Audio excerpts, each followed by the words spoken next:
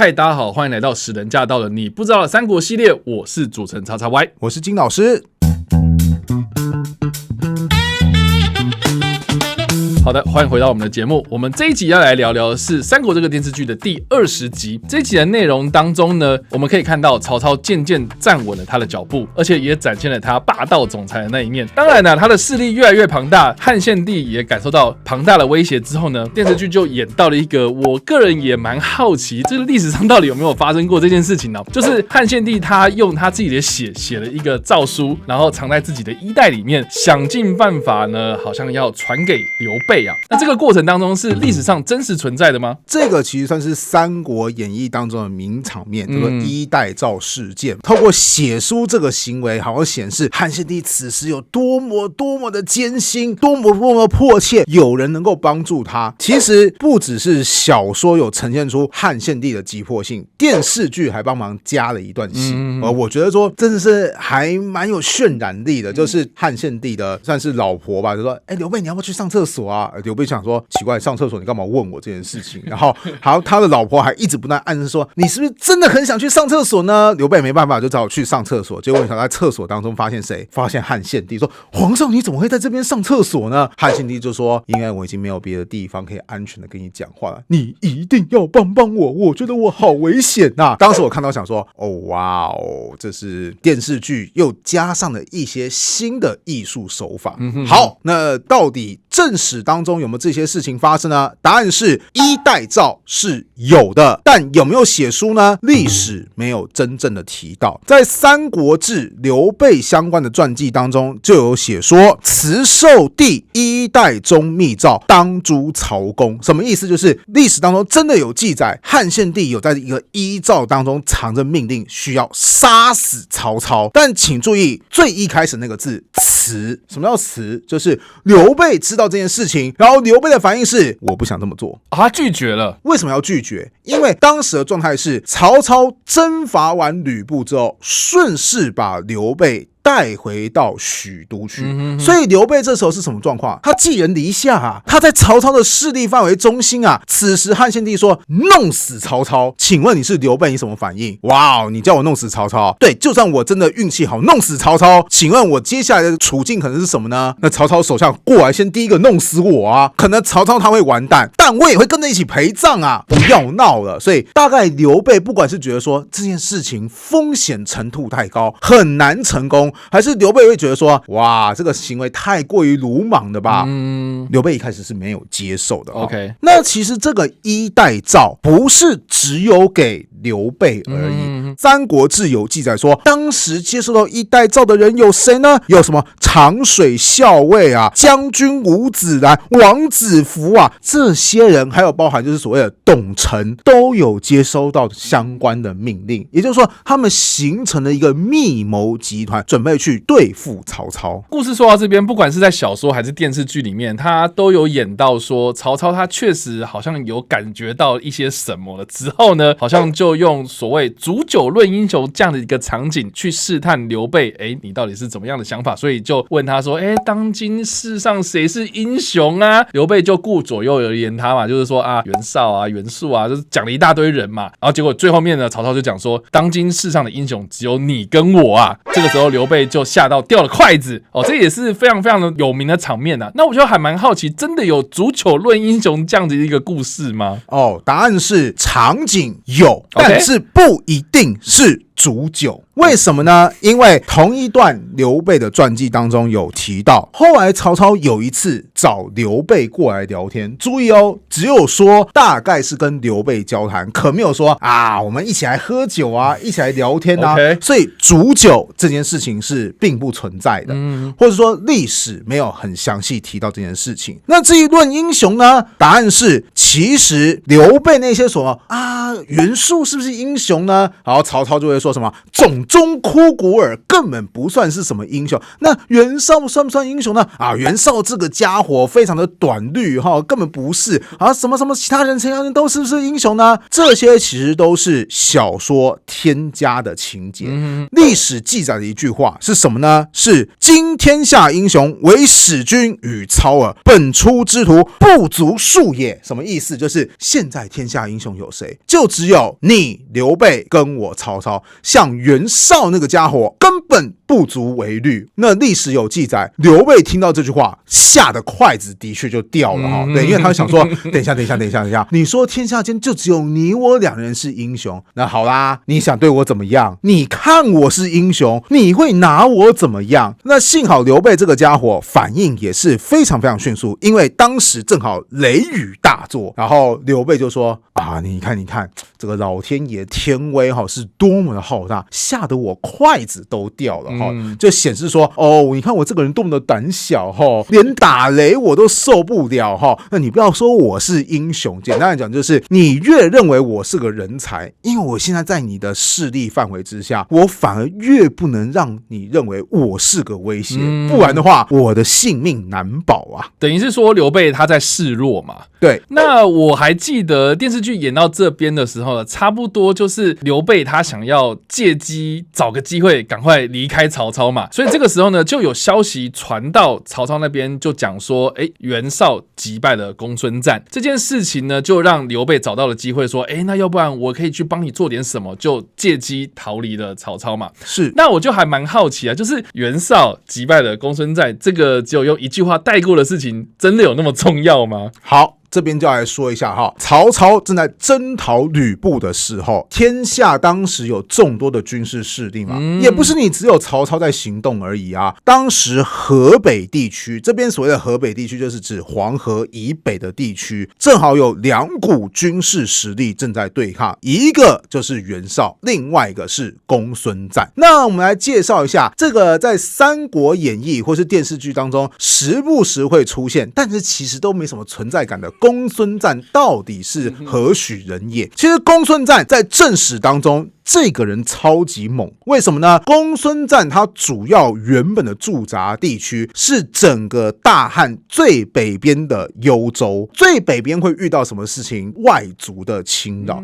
所以其实在幽州战争是很常发生的一件事情。那公孙瓒其实在幽州地区为了对抗外族，就组织军队，那他的军队当中呢，有数十个人跟他是一样非常擅长骑射，就是边骑马边射箭的那为了彰显他们的地位，他们每个人都骑着白马显示说你看我们尊爵不凡。那他们战斗力强大到什么地步呢？当时所有的外族都在谣传说，如果你有一天看到有一批骑着白马的人过来，不要抵抗，赶快离开，因为他们超猛，遇到他们的外族全都没有下文了。知道为什么没有下文了吗？因为他们没有人可以活着告诉你了。那这批跟着公孙瓒的白马部队就被人尊称叫做白马义从。除了对抗外族部队之外，后来所谓的东汉末年不是出现什么黄巾贼吗？黑山贼吗？盗贼一大堆。公孙瓒也有继续率领军队镇压，甚至曾经在一场战争当中就击杀数万人。简单讲，这是个非常凶猛的一个军事将领。那他到底跟袁绍之间发生什么事情啊？在征讨完所谓的董卓之后，其实袁绍就在想说，好啦，董卓也已经逃到长安去啦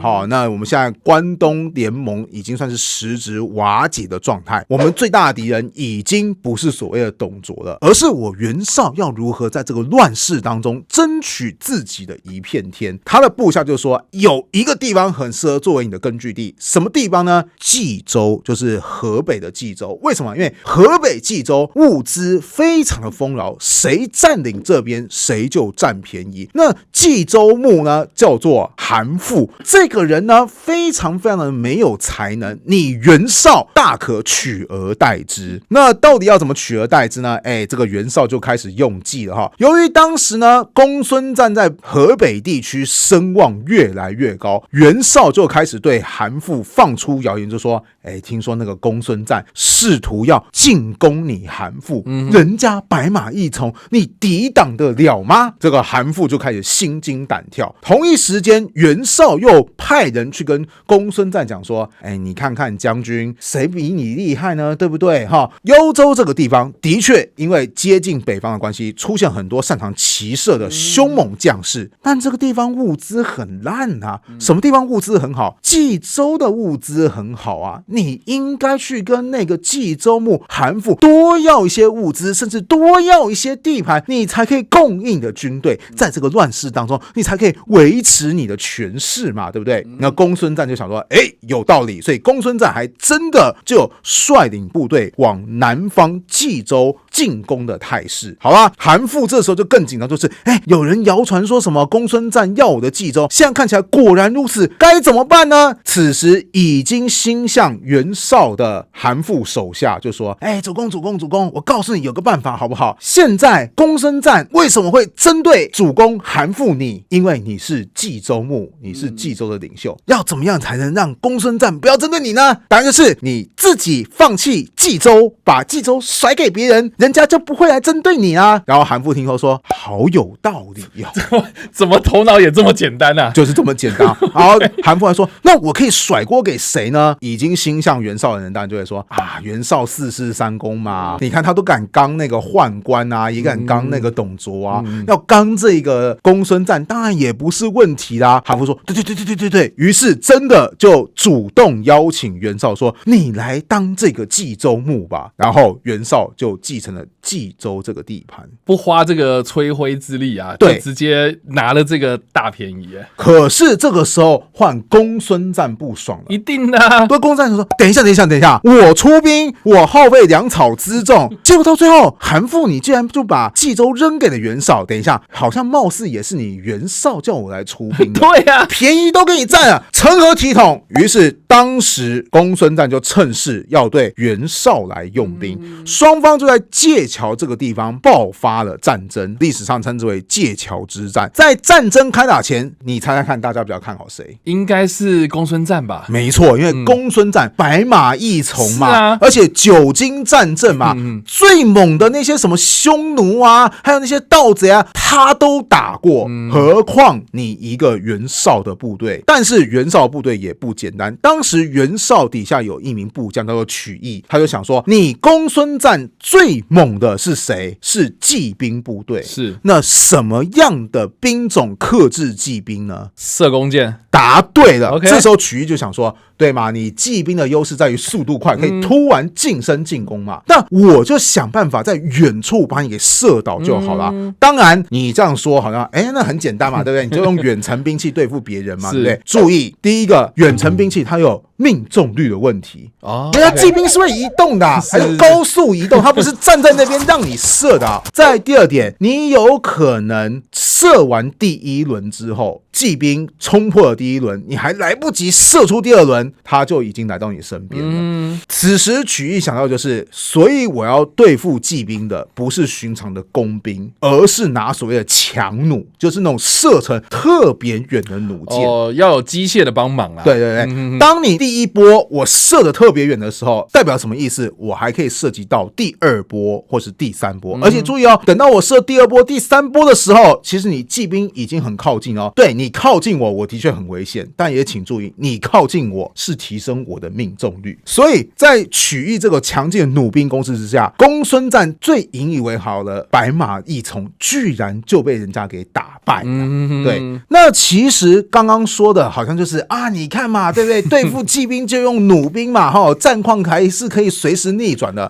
其实这个界桥大战还有个番外篇，当时袁绍其实他有率领少数的部队在比较后方，有点是纵观全局。结果其中一支公孙瓒的骑兵部队突然就杀到了，这就是骑兵的优势，就是他随时可以穿插机动作战。此时袁绍的兵少，公孙瓒的兵多，公孙瓒都是强力的骑兵，而袁绍旁边都是一些步兵，所以此时其实已经有一个谋士就告诉袁绍说：“你赶快躲到附近有房屋里面去，忍一时风平浪静，退一步海阔天空，不要着急出去送死。你躲过去之后，人家骑兵找不到你，可能会觉得说这是一群杂兵而已，可能就撤退了，我们就可以躲过这个危机了。”谁知道袁绍此时突然好像是什么主角光环，或是什么主角心态，突然就说：“大丈夫岂能躲在这边等死呢？”于是就反而主动说：“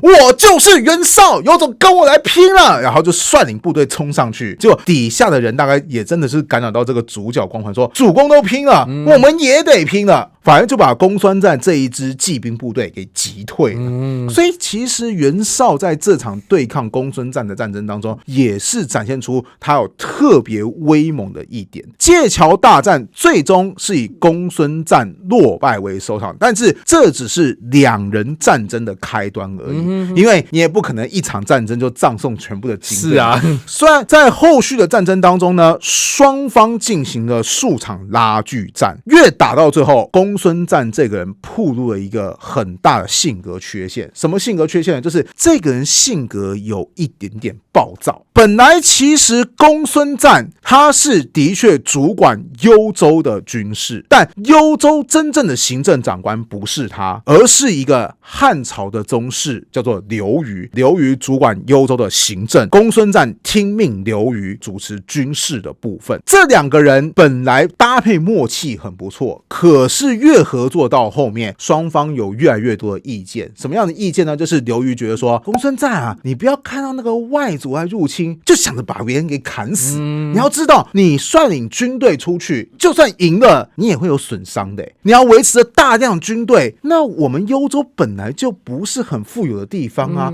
这样子会造成我们的损耗非常非常的严重。所以刘虞当时有主张说，我觉得未来面对这种外族啊或是盗匪啊，应该以和平的招抚手段为主对哈，你觉得有道理吗？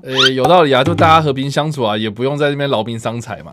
公孙瓒觉得完全没道理，就是放屁哈！面对这种人，就是要用杀的哈，就是要用武力直接镇压他，哪有像你那么婆婆妈妈的哈？所以公孙瓒就有好多次违抗刘虞的命令，渐渐的，刘虞也觉得说，这个人不好控制啊，讲不听啊，对啊，到最后刘虞甚至都觉得说，我是不是应该要密谋对公孙瓒动手了？因为有这个不稳定而且是火爆浪子的因素在这边，幽州未来可能会陷入到危机啊！谁知道刘虞还没动手前，公孙瓒就先知道。公孙瓒觉得说，好啊，你敢想对我动手？而且请注意，刘虞其实以前跟袁绍之间是有联系关系的。是什么样的联系关系呢？我们又得说到就是关东联军去对抗董卓。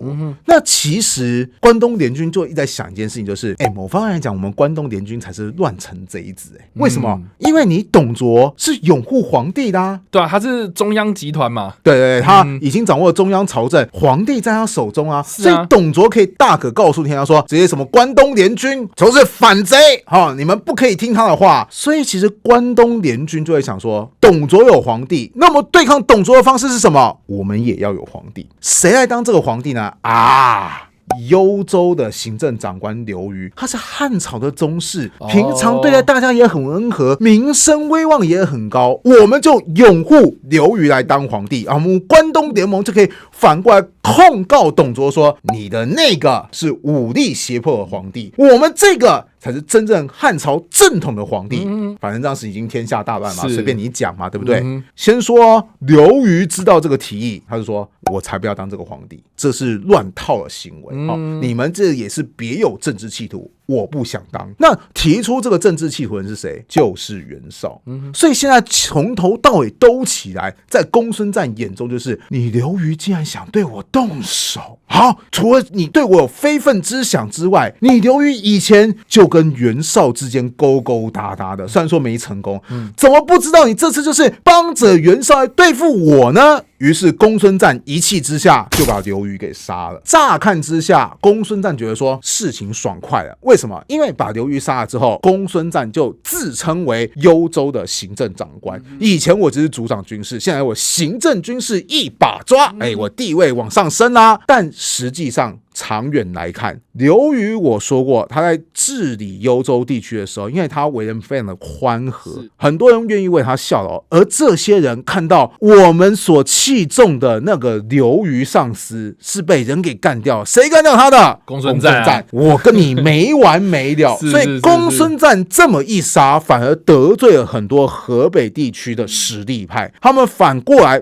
开始对付公孙瓒。那袁绍就利用这个气势，逐渐的消磨掉公孙瓒他的势力。渐渐的，公孙瓒就被逼到防守的地步。当时公孙瓒怎么防守呢？他就在易京这个地方建立了一座高楼，然后设下很多防守的一些军营，然后就表示说，我就算不出去，别人也打不进来，我就在这个坚强的防守攻势下静观天下之变，等到合适我的时机，我再出来席卷整个北方地区。那当然啦，袁绍是不会给他这个机会的。当时袁绍也赶快率领部队去包围了易京这座高楼。可是易京这座高楼真的是易守难攻，如果强攻的话，其实会损失非常非常多的兵马。那怎么办呢？古代其实对抗这种城墙、这种强域的防御措施，你不要直接打，因为你直接打就是直接撞在城墙上面，其实损失很惨重。那你也不要想说我要不要长期包围它，通常城墙里面当中是会藏食物的嘛，对不对？你跟它对耗，很有可能是你自己先耗完食物，所以长期围困也是一个风险。那有什么攻击方式呢？答案就是你不要直接攻击城墙，你要攻击的是城墙的下方，就是挖地道。你要知道城墙它一定会有地基嘛，对不对？是啊。任何建筑都是要有地基之后，你才可以往上盖得高、盖得牢。所谓挖地道，就是你通过挖地道的方式，直接破坏那个地基，然后整个城墙就有可能唰破一个大洞。当破一个大洞的时候，你再用优势兵力一涌而上，就可以突破坚强的要塞。最终易京楼就是在地道攻势之下突然坍塌，袁绍部队就开始攻入到里面去的时候，公孙瓒就发现我的末路到了。于是公孙瓒把他的妻儿全部找过来，啪啪啪全部给杀了。公孙瓒自己在自杀。这个曾经让外族、让幽州地区都闻风丧胆的强力军事将领，就这么被袁绍给征服了。袁绍击败公孙瓒之后，他可以算是统一整个河北地区。他最常在电视剧当中就会讲说你要知道我吞并了幽并冀青四州，这四个地方主要都在黄河以北地区。好了，黄河以北你已经没有对手啦，那请问袁绍你的下一步会是什么呢？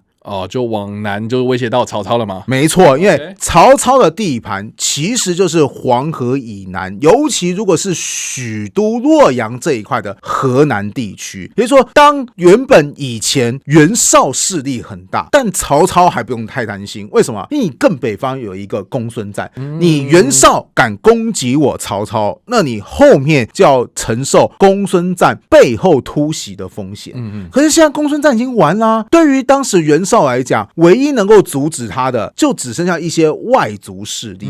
可是这些外族势力不要忘记，当初都已经被公孙瓒给打爆了，是，所以实际上也不太能够威胁到袁绍的主力部队。接下来如果袁绍还有意扩大势力地盘，他会往哪边扩大呢？青州往南方走，青州其实就是今天山东半岛这一大块，往南方走就是徐州啊，河北再往南方走就是河南地区啊，这些地区全部都是曹操的地盘。那所以曹操才会这么紧张，说哇糟糕，唯一能够牵制袁绍的公孙瓒都已经输了。电视剧还提到说，我知道他会输，但我没想到他会输的这么快。就是对于曹操来讲，我还有很多敌人没有解决，但我却要面对一个已经成为完全体的袁绍这个头实在是很痛啊。因此刘备才会抓准这个机会说，那个曹操啊，袁绍现在已经很强大，对不对？不要忘记还有个袁术，跟他原本是那个同宗关系的。是。那这个袁术现在已经快要完蛋了，听说他好像要往北方去投靠袁绍哦。袁绍都已经这么强大了，他再得到袁术的剩余部队，你曹操能够抵抗吗？对不对？